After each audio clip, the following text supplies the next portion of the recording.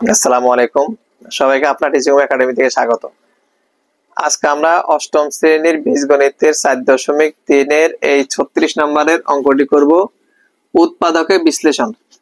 উৎপাদকে বিশ্লেষণ করো 3x² - 16x - 12, এটাকে আমরা উৎপাদকে বিশ্লেষণ করতে হবে। তো নিয়ম হলো আমরা যোগ বিয়োগ করলে যে মাঝখানে যেটা আছে মিডল টার্ম করব, এটাকে অর্থাৎ মাঝখানে যা আছে যোগ বিয়োগ করলে মাঝখানে একটা হবে এমন সংখ্যা দিয়ে করব। ওই সংখ্যাকে আবার গুণ করলে হবে প্রথমটা শেষেটার গুণফলের সমান। প্রথমটা শেষেটা গুণ করলে হয় 3 × 36, 36x² হয়, প্লাসে মাইনাসে মাইনাস।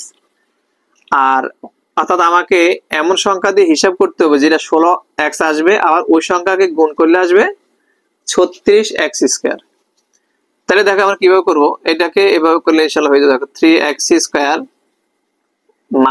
18x + 2x - 12 কিভাবে হলো দেখো, 18টা x থেকে 2টা বাদ দিলে 16টা। 18টা এখানে দেখো বড় সংখ্যার মাইনাস, এখানে মাইনাস থাকবে। 18টা x থেকে 2টা x বাদ দিলে 16টা x।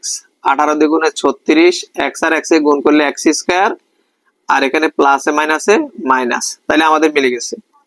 এখন এখান থেকে আমরা 3x কমন নিব। 3x কমন নিলে থাকে 3 3 কাটা গেলে থাকে এখানে x, দুইটার একটা আর থাকে একটা, মাইনাস 18/3 করলে 3 6 18, x আর x এ কাটা, প্লাস এখান থেকে যদি আমরা 2 কমন নিই তাহলে কি হয় দেখো, 2 কমন নিলে থাকবে 2 2 কাটা, কমন না রকম হলে ভাগ করা, 2 এ 2 কাটা থাকে x, প্লাসে মাইনাসে মাইনাস, 12/2 করলে আসে 6 দ্বিগুণে 12।